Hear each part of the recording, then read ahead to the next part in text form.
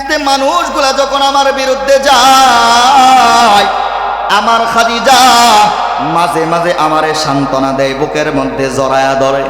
শুধু তাই নয়, মদিনার মধ্যে সবচেয়ে ধনাঢ্য ব্যক্তি ছিলেন মহিলাদের মধ্যে আম্মাজান খাদিজাতুল কুবরা রাদিয়াল্লাহু আনহা। নবীজি ডাক দিয়া বলেন, হে আয়েশা, আমি আমার খাদিজার জন্য কেন কান্না করি শুনবানি? তাহলে একটু শুনে নাও, খাদিজার জন্য কেন চোখের পানি ছেড়ে আমি কান্না করি আর দোয়া করি।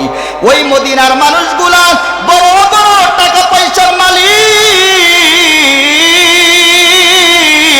যারা ছিল, তারা আমাকে কোনোভাবেই সম্মান করতো না, ইজ্জত করতো না।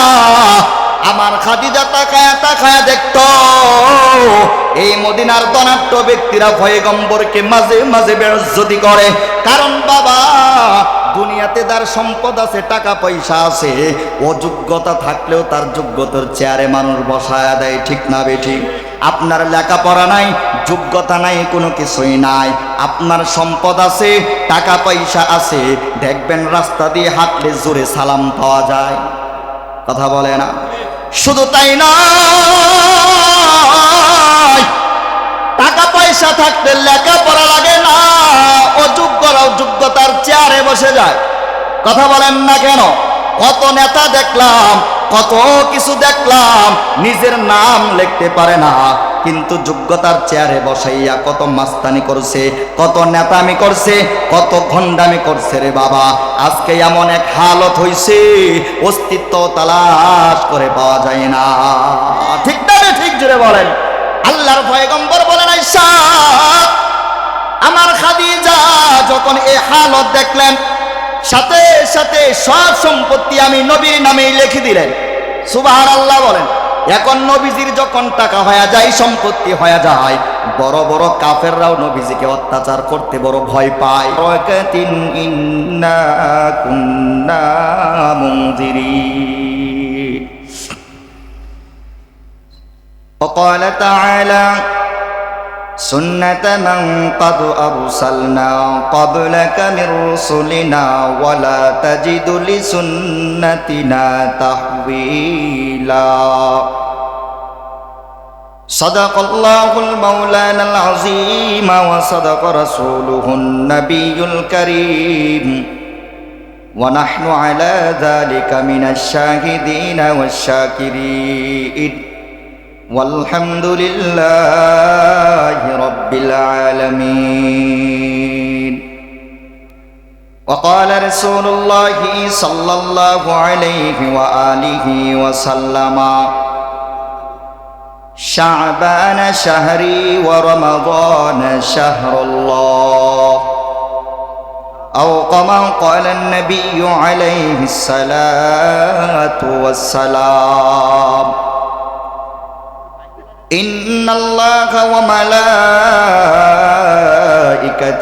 يصلون على النبي يا أيها الذين آمنوا صلوا عليه وسلموا تسليما اللهم صل على سيدنا ونبينا وشفيعنا وحبيبنا ومولانا محمد صلى الله عليه وعلى آله وأصحابه وبارك وسلم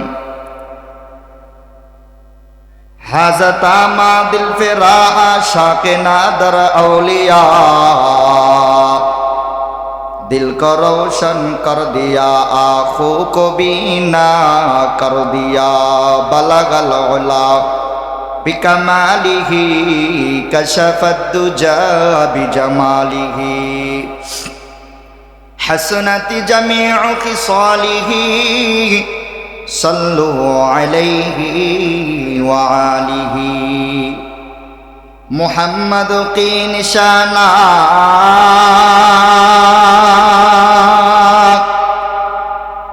रखो दिल में हमेशा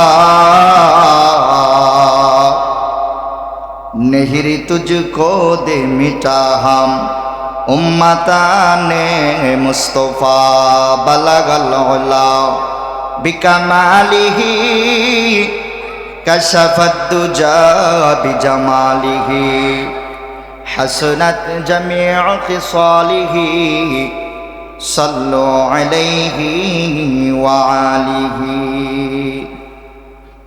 रुखसार से बुर्का के जरा पर्दा उठा दो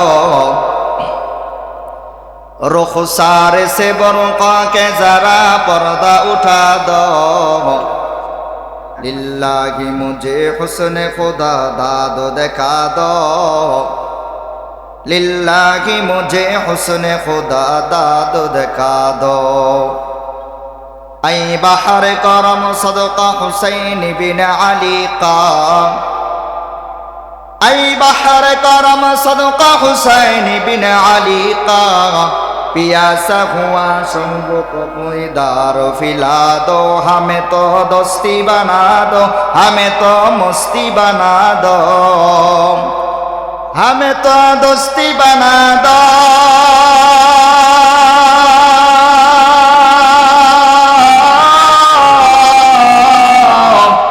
हमें तो यार बना दो तो खुदावंदी शिमाली तो खुदावंदी शिमाली तो खुदावंदी असारी तो खुदा प्यार बना दी तो खुदा प्यार बना दो सुबहानक ला इल्म लना इल्ला मा अल्लमतना इन्नका अंतल अलीमुल हकीम रब्बि इश्रह ली सदरी वयस्सिर ली अमरी वहलुल उक़दतम मिन लिसानी यफ़क़हू क़ौली वबिक नस्तईनु या मुस्ताआन पूर्व दिराश्रम गयासुद्दीन नूर जामे मस्जिद और कमिटिर उद्योगे आयोजित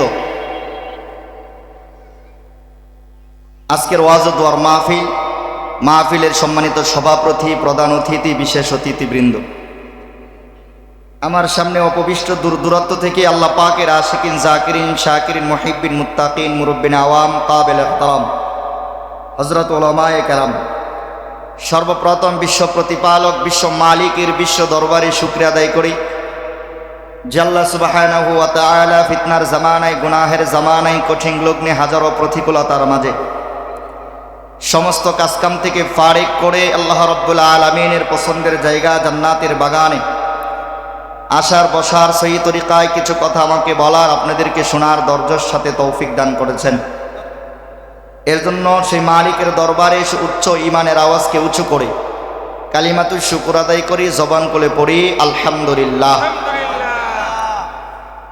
আল্লাহ তাআলার কাছে সবচাইতে প্রিয় বান্দা যারা যাদেরকে আল্লাহ তাআলা পছন্দ করেন তাদেরকে এই সুন্দর জান্নাতের বাগানে আল্লাহ পাক বসায়া দেন মালিহি আলা ফি তৌফিকি ইলাল্লাহ ওয়া আসকারাতুন ইনদার রাব্বি ওয়া আলা রাবিয়াতুন আলাই নবীজি আলাইহিস সালাম বলেন নেক আমল টাকার দ্বারা করা যায় না প্রভাবশালী হলেই যে হজ করা যায় এটা কোনোভাবেই সম্ভব না তবে আল্লাহ যদি পছন্দ করে একজন রিকশা চালককে আল্লাহ তাআলা হজ করাইতে পারেন ঠিক না বে ঠিক তার প্রমাণ হলো আপনারা এখানে যখন মাগরিবের নামাজ পড়েছেন মাগরিবের নামাজে সর্বনিম্ন হলেও এক কাতার মানুষ হয়েছেন সর্বনিম্ন 30 জন মানুষ তো অবশ্যই হয়েছে মুসল্লি তো 30 জন তো আল্লাহ তাআলার এই কোরআন ও হাদিসের কথা শোনার জন্য এই মজমায় বসতে পারে নাই কারণ কি নবীজি বলেন আল্লাহ তাআলা যাদেরকে পছন্দ করেন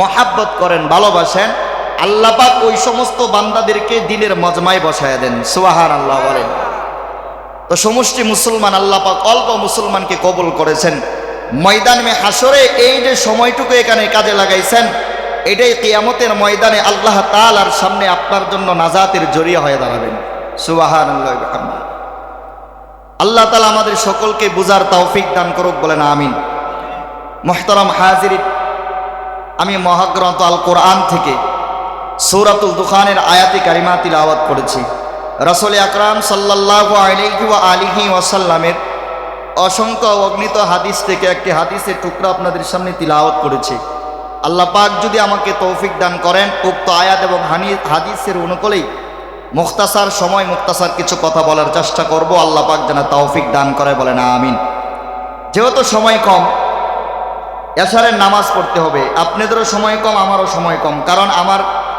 আরেকটা মাহফিল হইতেছেন 38 নং ওয়ার্ড খাইলপুর এলাকার ভিতরে, ওখানেও বয়ান করতে হবে। এজন্য অল্প সময় কিছু কথা বলবো। তো যে বর্তমানে যে মাসটা চলতেছেন এটা আমরা সকলেই জানি, আরবিতে এই মাসটাকে বলা হয় শাবান মাস। আরবিতে যে মাসটা চলতেছেন এই মাসটাকে কি বলা হয়? শাবান মাস। যে আয়াত আমি আপনাদের সামনে তিলাওয়াত করলাম, এই আয়াতে কারিমার মধ্যে আল্লাহ রাব্বুল আলামিন উক্ত শাবান মাসের ব্যাপারে ফজিলত, তাৎপর্য এবং মাহাত্ম্য নিয়ে লম্বা আলোচনা করেছেন। কারণ আমরা জানি যত মাস আছে সমস্ত মাসের চাইতে শ্রেষ্ঠ মাস হলো মাহে রমজান মাস।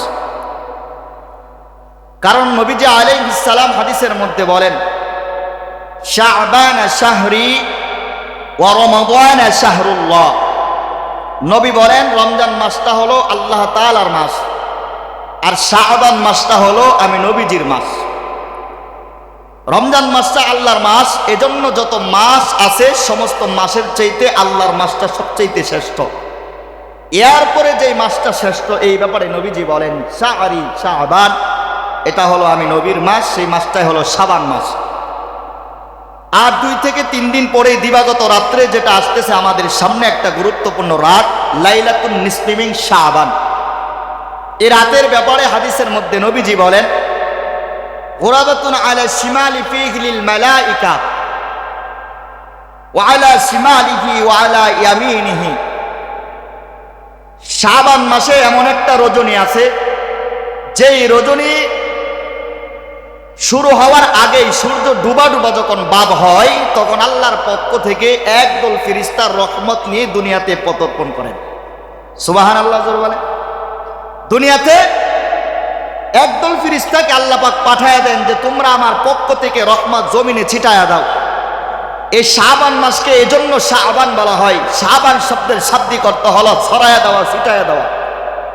আর এই মাসের ভিতরে আল্লাহ তাআলা অসংখ্য ফেরেশতাদের মাধ্যমে তার রহমতকে জমিনে ছড়ায়া দেন, এজন্য এই মাসটাকে বলা হয় শাবান মাস। সুবহানাল্লাহ। নবীজি বলেন শাবান শাহরি, এই শাবান মাসটা হলো আমি নবীর মাস। আল্লাহর পরে যেরকম ভাবে আপনার আমার নবীর মর্যাদা, সমস্ত মাসের মধ্যে রমজান মাসের পরেই এই শাবান মাসের মর্যাদা। কারণ দেখবেন দুনিয়াতে মানুষ, কম দামি মানুষ, অমূল্য জিনিস যদি মূল্যবান কোনো জিনিসের সাথে থাকে তাহলে কিন্তু এক সময় অমূল্য জিনিসটাও মূল্যবান হয়ে যায়। ঠিক না বে ঠিক? একজন খারাপ মানুষ ভালো মানুষের সাথে উঠা বসা করতে করতে থানবী রহমাতুল্লাহি আলাইহি বলেন, একজন বদকার নামাজ পড়ে না, রোজা রাখে না, যাকাত করে না, পর্দা করে না, কোনো কিছুই করে না, কিন্তু নেককার আল্লাহওয়ালার সুহবতে থাকার কারণে কোনো এক সময় ওই আল্লাহওয়ালার সাথে থাকার কারণে ওই লোকটার ভিতরেও আল্লাহওয়ালার কিছু তরবিয়ত ঢুকে যায়। ঠিক না বে ঠিক? তো ভালো জিনিসের সাথে থাকলে পরে ভালো হওয়া যায়। এজন্য শাবান মাসটার সম্পর্ক নবীজির সাথে, যে কারণে নবীজির সম্মান দুনিয়ার সমস্ত ব্যক্তিদের থেকে কম না বেশি? বেশি। এজন্য এই শাবান মাসটা নবীর সাথে তাআল্লুক থাকার কারণে নবীজি বলেন শাবান শাহরি, এই মাসটা আমার সাথে সম্পর্ক থাকার কারণে এই মাসটার সম্মান মর্যাদা অন্য মাসের চাইতে, রমজান ব্যতীত সব মাসের চাইতে উত্তম। বলেন সুবহানাল্লাহ। সহজে উদাহরণ দিলে বুঝবেন। আমাদের অনেকের ঘরে টিভি সিনেমা আছে না নাই? কথা বলে দিরাশ্রম এলাকায় মনে হয় নাই, অবাক নাই। দেখবেন বাজার থেকে যখন টিভি কিনে নিয়ে আসা হয়, এই টিভিটাকে যত্ন করে রাখার জন্য বাজার থেকে আসার পথে একটা গিলাপ কিনে নেওয়া হয়। এবং কি যে গিলাপটা কিনে যদি 30,000 টাকা দিয়ে টিভি কিনে, এই গিলাপটার দাম হয় না হলেও 1500 টাকা। ঠিক না ভাই? ঠিক। কেন কিনে? টিভিটাকে ঢেকে রাখার জন্য। 1 সপ্তাহ পর পর এটাকে সুন্দর করে ধয়, আবার এটাকে গিলাপটাকে সুন্দর করে টিভিকে মুছে যাতে ময়লা না হয় ঢেকে রাখে। কিন্তু কোনোদিন কি দেখছেন যে এই যে এত দামি গিলাপটা যখন জমিনে পড়ে যায় এটাকে সাথে সাথে উঠায়া বুকে নিতে আজও পর্যন্ত কাউরে দেখছেন? কথা বলে না, দেখেন নাই। এখন আসেন 40 টাকা দামের গজ দিয়ে, 40 টাকা গজের কাপড় দিয়ে কোরআনে কারিমের একটা গিলাপ তৈরি করা হয়। এটার মূল্য কম, কিন্তু যে জিনিসটার সাথে তার সম্পর্ক ওই জিনিসটার মূল্য কম না বেশি? কথা বলে না, বেশি। তো দেখেন এই গিলাপটা যখন জমিনে পড়ে যায়, সাথে সাথে নাবালেগ বাচ্চা যার উপর পাক নাপাকির মাসালা এখনো ফরজ হয় নাই, যার উপর এখনো কোনো মাসআলা প্রয়োগ করা হয় নাই, ওই বাচ্চাটার পায়েও যদি গিলাপটা লেগে যায় সাথে সাথে চুমো খায়, বুকে জড়ায়া ধরে, ঠিক না বেঠিক জোরে বলেন? তাহলে অল্প টাকা দিয়ে এই গিলাপ কিনলো, কোরআনের সাথে সম্পর্ক থাকার কারণে এটার দাম কম না বেশি? কথা বলেন। আরো বুঝবেন, নবীজির একজন গোলাম ছিলেন, কৃতদাস ছিলেন, যার নাম যায়েদ ইবনে হারেসা।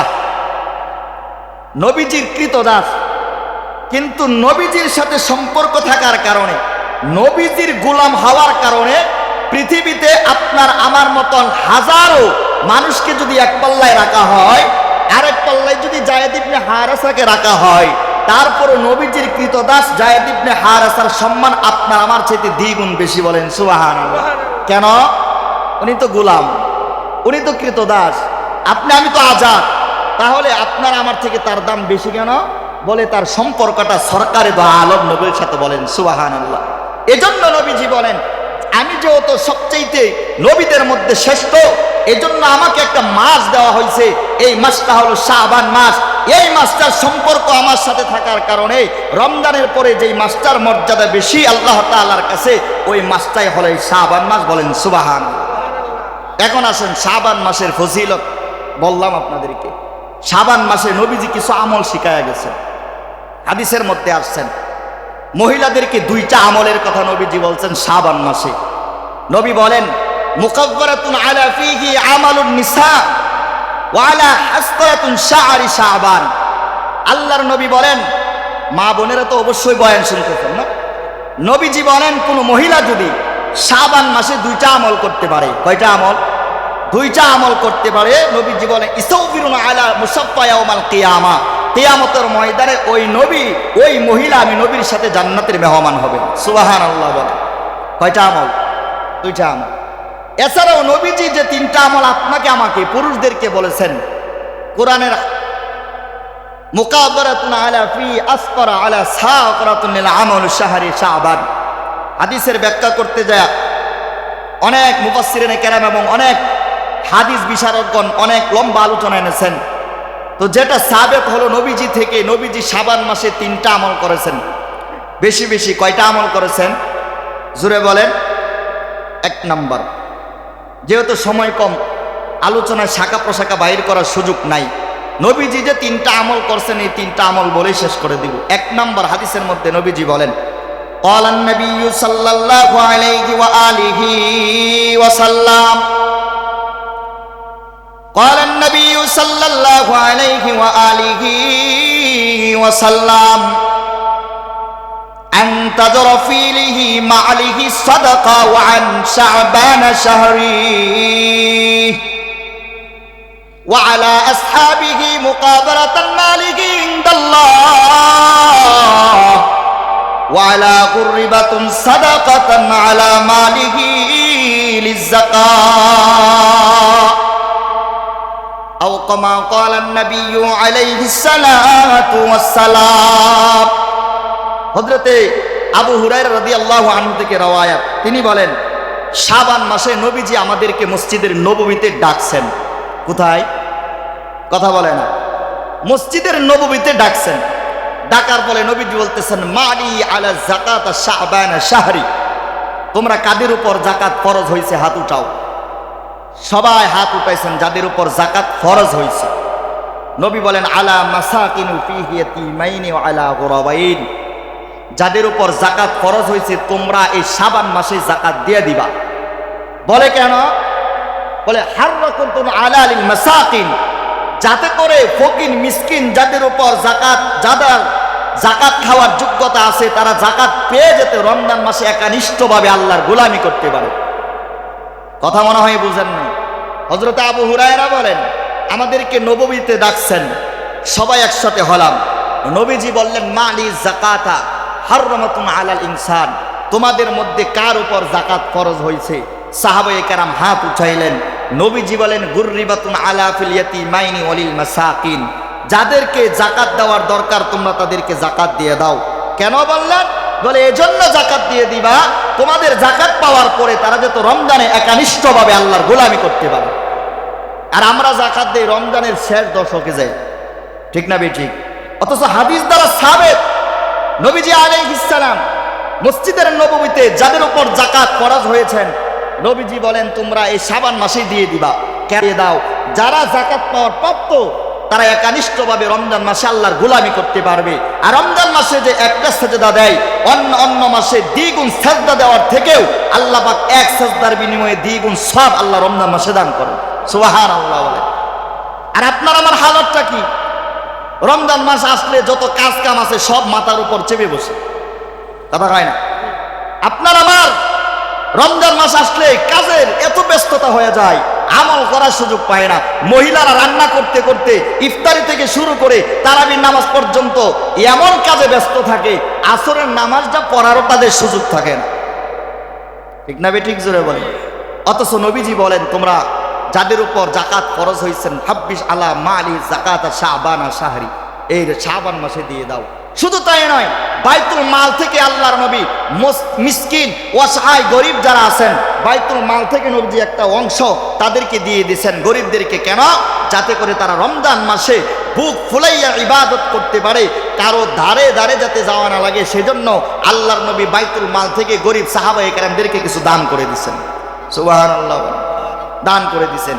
হযরত উমরকে পাঠাইছেন, লিপিবদ্ধ করো, তালিকা করো, তালিকার ভিতরে দেখো কেউ অসহায় গরিব আছেন, আর কে আল্লাহর রাস্তায় জীবন দিতে যায়, ইসলাম জীবন দিতে যায় নিজের ঘর বাড়ি সব কিছু ছাড়তে হয়েছে, তাদেরকে তালাশ করে বাহির করো। আমি আমার বাইতুল মাল থেকে একটা অংশ তাদেরকে দিয়ে দিব। বলে এজন্য দিব যাতে করে রমজানে তারা আল্লাহর ইবাদত করতে পারে, গোলামি করতে পারে। কোনো কাজ এবং টাকা পয়সার কারণে এরকম কোনো কাজ যাতে তাদের পড়ে না থাকে ইবাদতের ক্ষেত্রে, সেজন্য আল্লাহর নবীজি রমজানের আগেই সমস্ত সাহাবায়ে কেরাম অসহায় যারা ছিলেন বাইতুল মাল থেকে তাদেরকে সহযোগিতা করে দিয়েছেন। সুবহানাল্লাহ বলেন। এটা এক নম্বর আমল। এজন্য আপনার আপনার উপর যাদের উপর জাকাত ফরজ হয়েছে, আশেপাশে অনেক গরিব অসহায় আছে না নাই? কথা বলে না? তাদেরকে ডেকে ডেকে কিছু সহযোগিতা করেন। যদি পারেন একটা এরকমভাবে এক বস্তা মুড়ি কিনে দেন, তাহলে তার জন্য রমজানে ইফতার করা সহজ হবে। আপনাকে আল্লাহ সম্পদের মালিক বানাইছেন, বাজার থেকে 5 কেজি খেজুর আপনি কিনছেন, এই গরিব ভাইয়ের জন্য 1 কেজি খেজুর আপনি কিনেন। দেখবেন হাদিসের মধ্যে নবীজি বলেন আলা সিয়ামু কাওলাইনি ইনসানিয়া ওয়া আলা মারফাতুন আফতারিহি। নবীজি বলেন তুমি রোজা রাখো নাই, একজন রোজাদারকে একটা ইফতার করাইছো।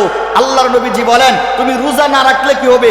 ওই যে রোজাদার ব্যক্তি যে রোজা রেখে সব পাইছে, এমন সব আল্লাহ পাক তোমার আমলনামায় লিখে দিবেন। সুবহানাল্লাহ বলেন। এই সুবর্ণ সুযোগ আল্লাহর নবী আমাদেরকে শিখায়া গেছেন। এটা 1 নম্বর আমল। 2 নম্বর আমল, যারা নবীজি আলাইহিস সালাতু ওয়াস সালাম শবে বরাতের রজনীতে করছেন, লাইলাতুন নিসফি মিন শাবান। সেটা কি? আল্লাহর নবী রাতের বেলা ইবাদতে মশগুল হয়েছেন। নবীজি রাতের বেলা ইবাদত করছেন, জাগ্রত অবস্থায় ইবাদত করছেন, কিন্তু এমন ইবাদত করে নাই যে সারা রাত নামাজ পড়তে যায় ফজর নামাজ কাজা গেছে। আমাদের সমাজে দেখা যায় বিভিন্ন মসজিদে খিচুড়ির ব্যবস্থা করা হয়, ধুমধাম খাবারের ব্যবস্থা করা হয়। এই ধুমধাম খাবারের কারণে এত ফজিলতপূর্ণ একটা রাত্র, এই ইবাদতের রাত্রটাকে ধুমধামের মাধ্যমে নষ্ট করে ফেলি, ঠিক না ভাই? ঠিক। অথচ হাদিস দ্বারা একটা প্রমাণ দেখান যে মসজিদ সাজসজ্জ করতে হবে, মসজিদে বাতি দিয়ে সুন্দর করে সাজাইতে হবে, খাবারের ব্যবস্থা করতে হবে, মাইকিং করে মুসল্লিকে জমায়েত করতে হবে, এমন কোন একটা হাদিস নাই। নবীজি আলাইহিস সালাতু ওয়াস সালাম শবে বরাতে মসজিদ থেকে বাসায় চলে গেছেন। নবীজি আলাইহিস সালাম লম্বা হাদিস মুখতাসার কিছু ঘটনা যেহেতু আসছেন বলে দেই। শবে বরাতের রজনীতে আল্লাহর নবী আম্মাজান আয়েশা সিদ্দিকার ঘরে ঢুকছেন। নবীজির একক সময় একক বিবির সাথে সময় দিতেন। ওই দিন নবীজি আলাইহিস সালাম আম্মাজান আয়েশা সিদ্দিকার ঘরে ঢুকছেন। ঢুকার সাথে সাথেই নবীজি দেখতেছেন আম্মাজান আয়েশা সিদ্দিকা নবীজার জন্য সুন্দর করে সাজসজ্জ হয়ে একবারে পরিপাটি হয়ে নবীজির জন্য বসে অপেক্ষা করতেছেন। সুবহানাল্লাহ বলেন। সাজগুজ করছেন, স্বামীর জন্য করছেন। এখন আমাদের মা বোনরা এটা করে না, যে কারণে বিবির প্রতি মহাব্বত আর ভালোবাসা আস্তে আস্তে কমে যায়। আম্মাজান আয়েশা জানে না শবে বরাতের রজনী, কিন্তু নবীজি যে ঘরে আসবেন তার পালা এটা আম্মাজান আয়েশা সিদ্দিকা জানেন। এজন্য স্বামীর জন্য সাজসজ্জা হয়ে সুন্দর করে একবারে পরিপাটি হয়ে নবীজির জন্য অপেক্ষা করতেছেন। আল্লাহর নবী ঘরে ঢুকছেন, লিবাসুন আলা হুন্না উখরাতুল লিবাসুর রাসূল, নবীজি জামা মুবারক খুলতেছেন। লম্বা হাদিস রাওয়ায়াত থেকে বলতেছি, খেয়াল করেন, নবীজি জামা মুবারক খুলছেন, খোলার সাথে সাথে হুররিমাতুল মালাইকা ইয়া রাসূলুল্লাহ, আল্লাহর পক্ষ থেকে একজন ফেরেশতা নবীজিকে সালাম দিলেন, ওয়া আলা ইকসাতুল লাইলাতুন নিসফি মিন শাবান, ওগো নবীজি আপনি কি জানেন না আজকে ইবাদতের রজনী? এটা আম্মাজান আয়েশা সিদ্দিকাও শুনে নাই, কিন্তু নবীজি শুনছেন। ওয়া আলা মাকবারাতুন কামারুন ইনদাল আসকারান গারাকাল কাসীরাতান কাসীরা, আজকে তো আপনার রব্বে কাবা অসংখ্য জাহান্নামীকে জান্নাতের মেহমান বানায় দিবেন। সুবহানাল্লাহ বলেন। শুধু তাই নাই, আকরাতুদ দুআ, আজকে যে দুআই করবেন মাকবুলিন হারারাতুন হাররামা, তার দুআই আল্লাহ আজকে কবুল করবেন। সুবহানাল্লাহ বলেন। নবীজি জামাটা খুলছেন, সাথে সাথে আবার জামাটা পরিধান করে ফেললেন, ঘর থেকে বাইর হয়ে গেছেন। আম্মাজান আয়েশা সিদ্দিকার মেজাজটা গরম হয়ে গেছে। আরে এতদিন পরে নবীজি আমার কাছে আসছে, আজকে আমার সাথে একটু বসবে, কথা বলবে, না বলে ঘর থেকে বাইর হয়ে গেছেন। মহিলা মানুষ তো মেজাজ গরম হয়ে গেছে। আম্মাজান আয়েশা সিদ্দিকা বলেন, আমি পিছনে পিছনে নবীজির সাথে হাঁটতে শুরু করলাম। এক সময় যায় দেই নবীজি কোন দিকে গেছে আমি চিহ্নিত করতে পারলাম না। তো আমার মনে হয় নবীজি মনে হয় অন্য কোনো বিবির ঘরে গেছে, কারণ মহিলা মানুষ যদি 2-3 জন হয়, এক স্বামীর 2 বউ হইলে একজন আরেকজনের ভালোটা দেখতে পারে না, ঠিক না বে? ঠিক মনে করে যে আমারে ভালোবাসে কম, ওইটারে ভালোবাসে মনে হয় বেশি, এজন্য দুইটার ভিতরে দ্বিধাবন্ধ আর সন্দেহ থাকে, ঠিক না বে? ঠিক। আয়েশা সিদ্দিকা রাদিয়াল্লাহু আনহা উনি বলেন, আমি সমস্ত বিবিদের কাছে গেলাম, অন্যান্য বিবিদের কাছে তালাশ করলাম, তালাশ করে দেখি যে নবীজি নাই। এক পর্যায়ে আমি রওনা হয়ে গেলাম জান্নাতুল বাকির দিকে। যখন জান্নাতুল বাকির দিকে গেলাম, আমি তাকায় তাকায় দেখতেছি আল্লাহর নবী জান্নাতুল বাকিতে এই শবে বরাতের রজনীতে সমস্ত সাহাবে কেরামের জন্য আল্লাহর কাছে 2 হাত উঠায় দোয়া করতেছেন। সুবহানাল্লাহ বলে কেন? বলে এই রাত্রে আল্লাহ তাআলা দোয়া কবুল করবেন, এই রাত্রে ইনফিরাদিভাবে আমল করবেন, একা একা আমল করে যেটাই আল্লাহর কাছে চাইবেন। হাদিসের মধ্যে নবীজি বলেন, কোনো না কোনো দিন এই শবে বরাতের দোয়া আল্লাহ তাআলা কবুল করেন। সুবহানাল্লাহ, জোরে বলেন না সুবহানাল্লাহ। আম্মাজান আয়েশা সিদ্দিকা রাদিয়াল্লাহু আনহা বলেন, আমি জান্নাতুল বাকির দিকে যখন রওনা হয়, জান্নাতুল বাকির সামনে দাঁড়ায় দেখি আল্লাহর পয়গম্বর 2টা হাত উঠাইয়া আল্লাহর কাছে দোয়া করতেছে। এ মুসলমান পর্দার আলের মা, নবীজি কার জন্য দোয়া করেন জানেননি? আল্লাহর নবী 2টা হাত উঠাইয়া খাদিজাতুল কুবরা রাদিয়াল্লাহু আনহার জন্য দোয়া করতেছেন।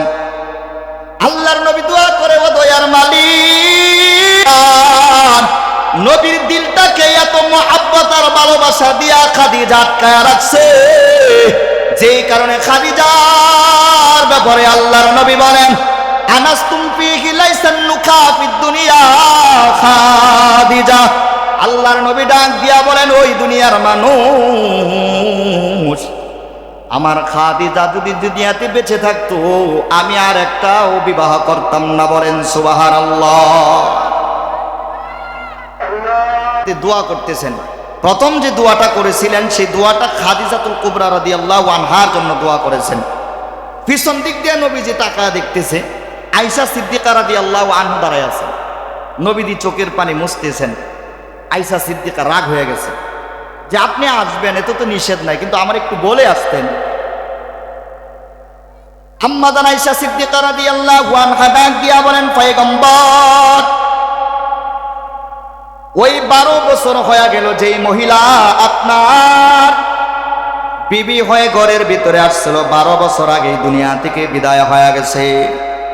ওগো নবীজি, 12 বছর পরেও কেন আপনি ওই মহিলার জন্য এই শবে বরাতের রজনীতে আল্লাহর কাছে দোয়া করেন? ও পয়গম্বর, আপনি কি তার চাইতে আর সুন্দরী বিবি আমাদের মধ্যে পান নাই? তার চাইতে কি ভালো বিবি আমাদের মধ্যে কি কাউরে পান নাই? আল্লাহর নবী ইসবাহুন আলা সালাসাতুন, নবীজি 3টা আঙ্গুল দিয়ে আম্মাজান আয়েশা সিদ্দিকার মুখের মধ্যে এইভাবে ধরছে, হাদিসের মধ্যে আছে 3টা আঙ্গুল দিয়া আম্মা জান আয়েশা সিদ্দিকার মুখের মধ্যে পয়গম্বর চাপ দিয়া ধরছেন আর বলতেছেন, আয়েশা আমার খাদিজার ব্যাপারে তুমি আর একটা কথাও বলবা না, কারণ আমার খাদিজা তো হলো বুকের দিনের সাথী, আর আয়েশা তোমরা তো হলো আমার সুখের দিনের সাথী। ঠিক না বেঠি? নবীজি বলেন, কেমন দুঃখের দিনের সাথী? যখন মক্কা ছেড়ে মদিনায় আগমন করলাম, এক সময় মদিনার মানুষগুলো আমার বিরুদ্ধে যাওয়া শুরু করে দিলেন। আস্তে আস্তে মানুষগুলা যখন আমার বিরুদ্ধে যায়, আমার খাদিজা মাঝে মাঝে আমারে সান্ত্বনা দেয়, বুকের মধ্যে জড়ায়া ধরে। শুধু তাই নয়, মদিনার মধ্যে সবচেয়ে ধনাঢ্য ব্যক্তি ছিলেন মহিলাদের মধ্যে আম্মা জান খাদিজাতুল কুবরা রাদিয়াল্লাহু আনহা। নবীজি ডাক দিয়া বলেন, হে আয়েশা, আমি আমার খাদিজার জন্য কেন কান্না করি শুনবানি? তাহলে একটু শুনে নাও, খাদিজার জন্য কেন চোখের পানি ছেড়ে আমি কান্না করি আর দোয়া করি। ওই মদিনার মানুষগুলা বড় বড় টাকা পয়সার মালিক যারা ছিল, তারা আমাকে কোনোভাবেই সম্মান করতো না, ইজ্জত করতো না। আমার খাদিজা তাকায়া তাকায়া দেখতো এই মদিনার ধনাঢ্য ব্যক্তিরা পয়গম্বরকে মাঝে মাঝে বেইজ্জতি করে। কারণ বাবা, দুনিয়াতে তার সম্পদ আছে, টাকা পয়সা আছে, অযোগ্যতা থাকলেও তার যোগ্যতার চেয়ারে মানুষ বসায়া দেয়। ঠিক না বেঠিক? আপনার লেখাপড়া নাই, যোগ্যতা নাই, কোনো কিছুই নাই, আপনার সম্পদ আছে, টাকা পয়সা আছে, দেখবেন রাস্তা দিয়ে হাঁটলে জোরে সালাম পাওয়া যায়। কথা বলে না? শুধু তাই নয়, টাকা পয়সা থাকলে লেখাপড়া লাগে না, অযোগ্যরাও যোগ্যতার চেয়ারে বসে যায়। কথা বলেন না কেন? কত নেতা দেখলাম, কত কিছু দেখলাম, নিজের নাম লিখতে পারে না, কিন্তু যোগ্যতার চেয়ারে বসাইয়া কত মাস্তানি করছে, কত নেতামি করছে, কত ভণ্ডামি করছে রে বাবা। আজকে এমন এক হালত হইছে, অস্তিত্ব তালাশ করে পাওয়া যায় না। ঠিক না? ঠিক জুড়ে বলেন। আল্লাহর পয়গম্বর বলেন, আয়েশা আমার খাদিজা যখন এই হালত দেখলেন, সাথে সাথে সব সম্পত্তি আমি নবীর নামেই লিখে দিলেন। সুবহানাল্লাহ বলেন। এখন নবীজির যখন টাকা হয়ে যায়, সম্পত্তি হয়ে যায়, বড় বড় কাফেররাও নবীজিকে অত্যাচার করতে বড় ভয় পায়। আল্লাহর নবী বলেন, এরে আয়েশা, এই দনির দুলালি খাদিজা আমি মাঝে মাঝে ইবাদত করার জন্য গারে হেরাই চলে যাইতাম, এত উঁচু পাহাড়, কিন্তু আমার খাদিজা কয়েকদিন পর পর নাস্তা বানাইয়া মরুভূমির উপর দিয়া হেঁটে হেঁটে, এই যারা হাদিস আছেন, আল্লাহর বার্তাব করেছেন, মদিনার মরুভূমির ভালু যখন রৌদ্র উঠে যায়, রৌদ্রের কারণে উত্তপ্ত গরম হয়ে যায়, জুতা পাও দিয়াও ওই বালুর উপর দিয়ে হাঁটা যায় না। ঠিক না বেঠিক বলেন? আল্লাহর পয়গম্বর বলেন, রে আয়েশা আমার খাদিজাতুল কুবরা রাদিয়াল্লাহু আনহা দনির দুলালি আমার জন্য নাস্তা বানাইয়া, সুন্দর করে প্যাকেট বানাইয়া, কাপড় দিয়া পেঁচাইয়া মরুভূমির উপর দিয়া হেঁটে হেঁটে হেঁটে হেঁটে, এত উঁচু পাহাড়, গাড়ে হেরা এত উঁচু পাহাড়, এখন তো ওই পাহাড়ে উঠার জন্য সুন্দর সিঁড়ির ব্যবস্থা করা হয়েছে, আবার বিরতির নাস্তারও ব্যবস্থা করা হয়েছে। ঠিক না বেঠিক? কিন্তু নবীজি আলাইহিস সালাম বলেন, আয়েশা আমার খাদিজা আমার জন্য নাস্তা বানাইয়া এত উঁচু পাহাড়, ওই গাড়ে হারাই নাস্তা বানাইয়া আমার জন্য নিয়ে যায়। আমি নবীজি খাদিজার আঙ্গুলের দিকে তাকা দেখি, বৃদ্ধ আঙ্গুলটা পেটের রক্তগুলা টপ টপ করে জমিনের মধ্যে পড়ে। আল্লাহর নবী ডাক দিয়া বলেন, এরে খাদিজা, এত কষ্ট করে নাস্তা বানাইয়া কেন আমার জন্য নিয়ে আসলা? খাদিজা চোখের পানি ছেড়ে কান্না করে আর ডাক দিয়া বলেন, গো নবীজি,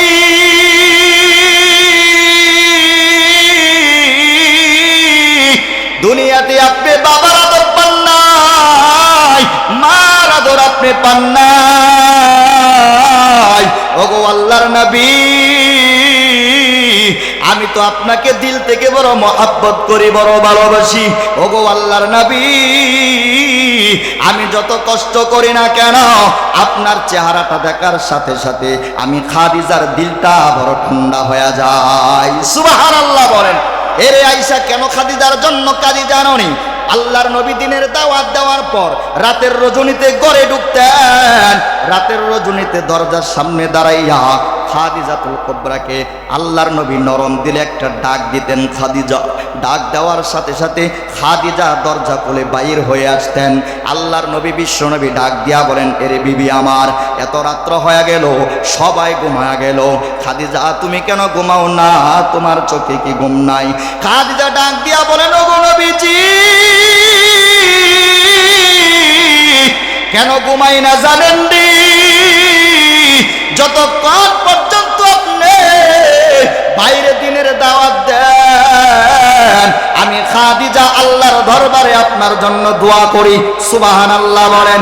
এ পর্দার আড়ালের মা, আপনার স্বামী আপনার বিরুদ্ধে চলে, আপনার কথা কেন মানতে চায় না? আপনি তো খাদিজার মতন জীবন করতে পারেন না, যেই কারণে আপনি যখন মারা যান আপনার স্বামী আরেকটা বিবাহ করার জন্য পাগল হয়ে যায়। ঠিক না বেটি? আপনি মারা যাওয়ার পর পর আরেকটা বিয়ার জন্য পাগল হয়ে যায়। ও পয়গম্বরের ওই উম্মতের দল ভালো করে শোনো, আল্লাহর নবী আয়েশাকে বলেন, আয়েশা রাতের রজনীতে দরজার সামনে দাঁড়ায় ডাক দেই, খাদিজা দরজা খুলে বাইরে হয়ে যায়। শুধু তাই নয়, নিজের কাপড় দিয়া নবীজির চেহারাটা মুছে দেয়, নিজের কাপড় দিয়া নবীজির যত্ন করে। শুধু তাই নয়, বুকের মধ্যে জড়াইয়া নবীজি কাঁদে। হঠাৎ করে নবীজি একদিন তাকায়া দেখতেছেন খাদিজার জামা মুবারকে তালি দেওয়া আছে। আল্লাহর নবী ডাক দিয়া বলেন, খাদিজা তোমার যত সম্পত্তি ছিল সব আমার নামেই লিখে দিলাম, আমি কোথায় ব্যয় করলাম, কোন জায়গায় খরচ করলাম, কোনদিন তুমি আমাকে বলো নাই। খাদিজা ডাক দিয়া বলে, ওগো পয়গম্বর আমি জানি আপনি দিনের কাজ ছাড়া অন্য কোথাও টাকা নষ্ট করবেন না। ঠিক না বে ঠিক? জুড়ে বলেন। আল্লাহর নবী ডাক দিয়া বলেন, এরে খাদিজা আজকে তুমি আমার কাছে কোনো কিছু চাও, আমি যাই পারি তাই তোমাকে দান করব। আল্লাহর নবী বিশ্ব নবী রহমাতাল লিল আলামিন খাদিজাকে ডাক দিয়া বলেন, খাদিজা কত স্বামীর কাছে কত বিবিরা কত কিছু আবদার করে, ও খাদিজা বিবাহের পর থেকে নিয়ে এই পর্যন্ত কোনো কিছুই তো তুমি আমার কাছে আবদার করো না। খাদিজা কান্না করে আর বলে, পয়গম্বর আমারও তো মনে চায় কিন্তু আমি আবদার করব। এমন একটা অবস্থায় যদি আমি আবদার করি, আপনার সামর্থ্য যদি না থাকে, আপনি যদি দিতে না পারেন, আপনার মনে বড় কষ্ট হবে। আর কিয়ামতের ময়দানে আমি আল্লাহর সামনে কি জবাব দিব? এ মুসলমান, আল্লাহর নবী বলেন দুনিয়াতে ওই মহিলাই জান্নাতে যাবে যেই মহিলার ভিতরে দুইটা গুণ থাকবে। এক নম্বর আল্লাহর নবী বলেন, নিসাউকুম আফিরাতুন হুন্না ওয়া আলা কাসাসি ওয়া আলা কাফরাতুন ফিহির রাসূল ইয়াউমাল মুসাফফা ইয়াউমাল কিয়ামা। আল্লাহর নবী বলেন ওই মহিলা কিয়ামতের ময়দানে বিনা হিসাবে জান্নাতে যাবে যেই মহিলা স্বামীর যতটুকু সামর্থ্য আছে ওই সামর্থ্যের উপর সন্তুষ্ট থাকে। দুই নম্বরে আল্লাহর নবী বলেন, গাররাতুন আলা ফিহি ওয়া আলা নাকারাতুন যাওজিক। আল্লাহর নবী বলেন ওই মহিলা জান্নাতে বিনা হিসাবে যাবে যেই মহিলা তার স্বামীর যত গোপন কথা আছে কারো সাথে প্রকাশ করবে না। আল্লাহর নবী বলেন যেই মহিলা এই দুইটা মানবে কিয়ামতের ময়দানে ওই মহিলা বিনা হিসাবে জান্নাতে যাবে। এজন্য এটা করা চাই। এখন তো আমাদের সমাজ এমন হয়ে গেছে, স্বামী যদি ইনকাম একটু কম করে অথবা স্বামী চলতে পারতেছে না, কোনো কারণে একটু রাগারাগি মারামারি হয়, দুই চারজন মহিলা একসাথে বসলে পড়ে একজনের স্বামীর গীবত আরেকজনের সাথে বলা শুরু করে। ঠিক না বেঠিক? লানাতুল্লাহি আলার রাসূলি ওয়া আলা যাওজিক ফিহি মুহাররামাতুন ফি কুরআন।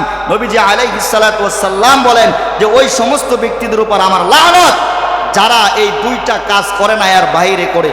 তো এই জন্য নবীজি এই শবে বরাতের রজনীতে দুই হাত উঠাই আল্লাহ তাআলার কাছে দোয়া করছেন। এজন্য নবীজি বলেন দুইটা কাজ করবা।